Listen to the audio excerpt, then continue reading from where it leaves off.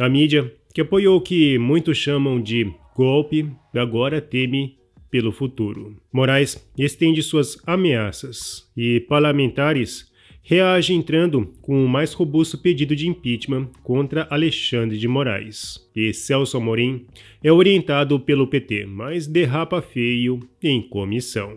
Tem que prestar atenção nos sinais. Os sinais são estes. Instituto Carter, lixo. Eu sou Marcelo Pontes e este é o Verdade Política, um canal que busca revelar o filme preto e branco da nossa política.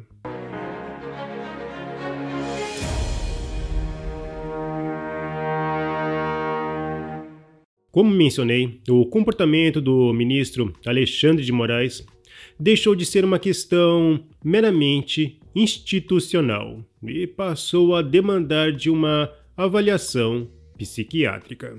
Ele está claramente fora de si, e aceitá-lo como salvador ideológico, aproveitando-se de sua condição, é um risco gigantesco. Bom, resumindo, para excluir o conservadorismo e seu desejo por justiça, apoia a única pessoa que está disposta a realizar loucuras. Porque está louco. A história de Nero e Napoleão não terminou muito bem. A questão é, precisa levar todo mundo para o abismo? Moraes afirmou que seria esquizofrênico se ele se auto-oficiar. Como era esperado, ele deu um de migué. Ele alegou que, como acumulava os cargos de ministro do STF e presidente da Corte Eleitoral, tinha prerrogativa para fazer o pedido diretamente à assessoria do TSE. A questão é que cargos não criam duas cabeças. Na verdade, sua alegação foi pura esquizofrenia. O quê? Não tá lendo aqui no crachá, não? Eu sei, não tem crachá. Agora eu sou do STF, sou ministro do STF. E na verdade, Alexandre de Moraes já se auto-oficiou algumas vezes. Em 2019, tivemos os primeiros casos. A corte invocou um poder para si que não lhe compete. O modelo tornou-se tão viciante que a Procuradoria-Geral da República virou um mero capacho despachante. E ano após ano, presenciamos processos esquizofrênicos. Sem contrapeso, o método virou usar a criatividade e dar um jeito de encontrar algo que se encaixe na narrativa do ministro delegado. E os ativistas de gabinete deixaram o entendimento. Formalmente, se alguém for questionar, vai ficar uma coisa muito descarada, disse Ayrton Vieira, instrutor de Moraes no STF. Quem nega a gravidade do que foi revelado debocha da inteligência dos brasileiros. É errado um juiz delegar, mas é mais errado um juiz ter uma equipe para delegar como se fosse uma Liga da Justiça paralela. André Marsiglia pontuou isso. Nunca é esquizofrênico seguir regra. Faz parte das funções de quem julga se os outros a cumprem. E mais, a narrativa da corte é ter havido mera informalidade desculpável, mas o problema real é para que a informalidade serviu. Investigação irregular e julgamento com vício.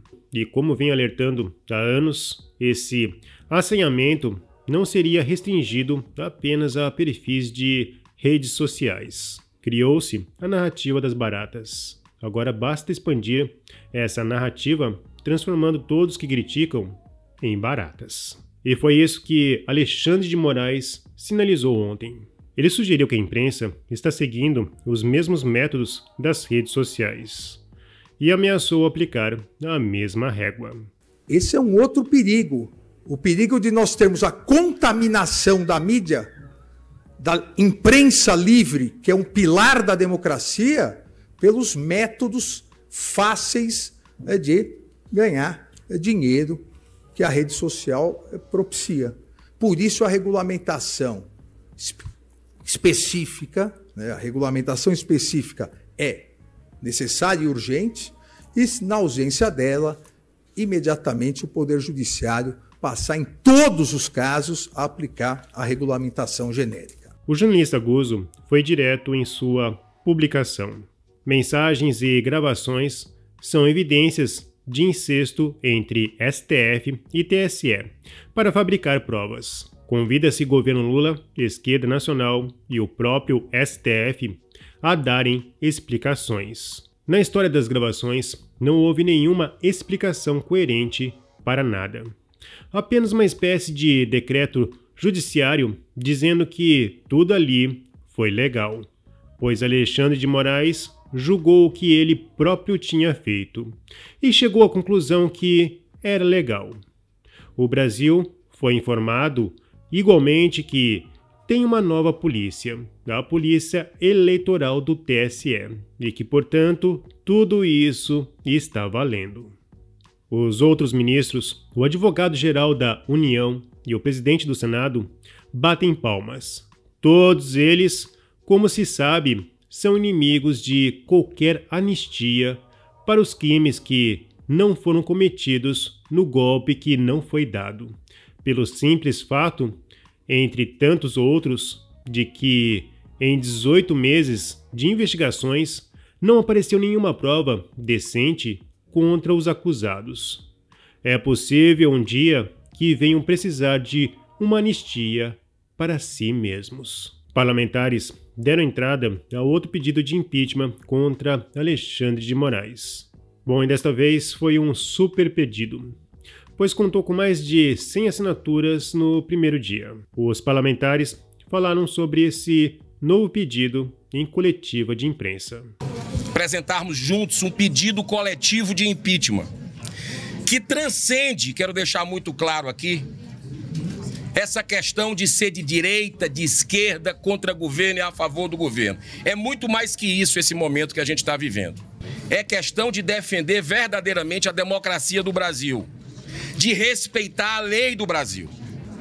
Esse pedido, eu e outros colegas senadores, entregamos pessoalmente aqui do lado, nas mãos do presidente Rodrigo Pacheco, tudo registrado, de iniciar um novo pedido de impeachment, tendo em vista que até um brasileiro, e está a família dele aqui hoje, morreu sob a tutela do Estado a partir de um pedido de liberdade da PGR, o Clériston Pereira da Cunha, que tinha comorbidades, pediu diversas vezes a sua defesa e o ministro Alexandre de Moraes ignorou e ele morreu sob a tutela do Estado na Papuda. Não estava no radar de nenhum de nós a matéria escandalosa da Folha de São Paulo. Fechar no dia 7 de setembro a coleta de assinaturas, o apoiamento dos brasileiros, para no dia 9 de setembro, se Deus quiser, nós apresentarmos aqui na presidência do Senado esse pedido que pode ser talvez o maior pedido de impeachment que a gente já teve na história do Brasil. Ontem, nossas assessorias estão trabalhando, desde ontem, buscando, porque parece que é a ponta do iceberg que foi revelado pelo jornal Folha de São Paulo. Teremos, parece que, dito pelos próprios jornalistas, outras matérias. O Twitter Files Brasil, que foi revelado recentemente e que repercutiu no exterior, inclusive o que está acontecendo no Brasil. Porque, no nosso entendimento, nós não vivemos uma democracia em nossa nação, infelizmente. Vivemos uma ditadura da toga. E segundo Rui Barbosa, que é o patrono do plenário do Senado Federal, ele dizia que a pior ditadura é a ditadura do judiciário, porque contra ela não tem a quem recorrer. Temos também outros colegas, que vocês podem ter notícias em pouco tempo, da Câmara e do Senado, que estão vendo a possibilidade de CPI com as revelações da Folha de São Paulo também. E eu acredito que isso faz parte do processo democrático, sem pré-julgamentos, mas que a gente possa avaliar o que está acontecendo com a nossa nação nesse momento emblemático que nós estamos vivendo, onde um dos maiores policiais, por exemplo, dando um caso, tem dezenas, centenas de casos, mas Silvinei Vasquez, um dos policiais reconhecidos internacionalmente no período como o maior, que mais apreendeu drogas e dinheiro às vésperas da eleição, que supostamente seriam para compra de votos. Fica a pergunta, será que é vingança de um sistema? Revanche? Ele passou um ano de forma arbitrária, preso. A arrogância do ministro Moraes lhe rendeu aliados. O PT, por exemplo, já não acha mais o ministro fascista, já que ele, até agora, está favorecendo o partido. Porém, essa mesma arrogância gerou inimigos dentro da PGR e, pasmem, OAB. Claramente, os ministros estão preocupados, pois mais conversas e áudios serão revelados. Para agravar ainda mais o já conturbado cenário brasileiro, a situação na Venezuela continua a minar a credibilidade do país. Vários líderes já mostraram sua indignação com o resultado das eleições na Venezuela. E houve diversas críticas ao Brasil por seguir o caminho fácil. Não opinar para não ofender os amiguinhos do BRICS. Uma carta de peso com 30 ex-chefes de Estado dizem ser escandaloso para a comunidade de nações democráticas das Américas ver os governos do Brasil, Colômbia e México se juntando ao propósito do ditador Nicolás Maduro de se manter no poder e até promover, para isso, novas eleições na Venezuela. A Comissão de Relações Exteriores ouviu o assessor especial da Presidência da República para Assuntos Internacionais, Celso Amorim. A cúpula do PT pediu a Amorim a difícil tarefa de ser mais articulista, para esvaziar o discurso da oposição de que o governo petista é leniente e apoia a ditadura. Amorim tentou, mas teve dificuldades. Isso não deveria estar acontecendo. E eu tenho a impressão que isso está acontecendo como uma espécie de ameaça para deixar a situação mais difícil. Agora, veja bem, a nossa função, a função do Brasil é apaziguar, é encontrar uma solução que seja pacífica. Uma questão que tem sido colocada da data, nessa manchete que eu li, está muito clara a impaciência também já do presidente Lula com relação à demora das atas. Isso é evidentemente uma preocupação. Agora, colocar uma data fixa, um ultimato, eu acho que não é produtivo. Mas o que eu lhe diria, não sei se esse é o ponto principal, que o senador pode ficar tranquilo que o Brasil não corre o risco de ser pária. Quantos países reconheceram o governo a vitória do Edmundo Gonçalves? Muito poucos. Muito poucos. O próprio governo americano foi, voltou, não se sabe bem que posição está. Disse, não houve reconhecimento, mas nós achamos que ele ganhou. Não, sim, mas isso não é reconhecimento no sentido formal da palavra. Não estou negando que provavelmente essas cópias possam refletir a realidade, não estou negando. Mas não é um bom precedente de você começar por aí. E sem a OEA, ninguém tem, porque o próprio Centro Carter, que tem muita reputação, por exemplo, eu mencionei aqui, em 2004, nós fizemos o referendo revocatório. O Centro Carter tinha lá 17 pessoas. Você não tem condição de fazer uma coisa. Dá lá uma opinião, olha e tal, mas não tem. Então acabou que... Então, se houvesse novas eleições, teria que ser com uma verificação importante, sólida, robusta, mas isso implicaria também o levantamento de sanções por parte do órgão. Mas isso é uma ideia que está aí. O que o Instituto Carter falou merece um destino, o lixo. E está colocando em votação uma lei, uma reforma nas leis eleitorais da Venezuela, com o objetivo de que nenhum estrangeiro possa se pronunciar, olha bem, ou seja, lá não poderá ser divulgado nenhum pronunciamento de estrangeiro a respeito das eleições do país. Ou seja, não é um propósito circunstancial, é um propósito duradouro. Tem que prestar atenção nos sinais. Os sinais são este. Instituto Carter, lixo. O site satírico venezuelano El Tiguire, bipolar, zombou da sugestão de Amorim de realizar novas eleições. Brasil propõe repetir eleições até que Maduro ganhe. O texto satírico é uma obra de arte. Celso Amorim, assessor internacional de Lula da Silva, dirigiu-se ao mundo em entrevista coletiva para pedir um resultado mais justo para os venezuelanos. Irmãos venezuelanos, chega de tanto confronto. Apelo aos manifestantes venezuelanos que parem de bater com seus rostos nos punhos da Guarda Nacional.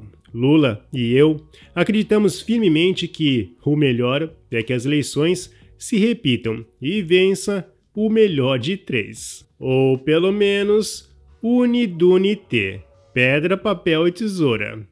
Algum mecanismo democrático eficaz para que esta eleição conduza à vitória de Nicolás Maduro. Nestas novas eleições, poderá-se chegar a um consenso para que os coletivos determinem o resultado da eleição. As atas poderiam ser trocadas por fotos do deputado Juan Barreto, para que ninguém peça para vê-las, e as testemunhas eleitorais poderiam ser trocadas por alguns primos meus. Acredito que esta poderia ser a solução correta para a Venezuela manter a sua democracia, assegurou Amorim com a sua solução de eleições de ida e volta para a Venezuela até que Maduro vença. Flertar com ditadores cobrou um preço e agora o Brasil virou piada internacional. Será que o parlamento continuará apoiando esse rumo equivocado até que Nero bote fogo em Brasília? É importante lembrar que todos nós estamos no mesmo barco. Bom, se você apoia a Verdade Política, não se esqueça, curta, comente e compartilhe. Clique no sininho para você receber as nossas notificações. E vamos continuar na luta em prol da verdade.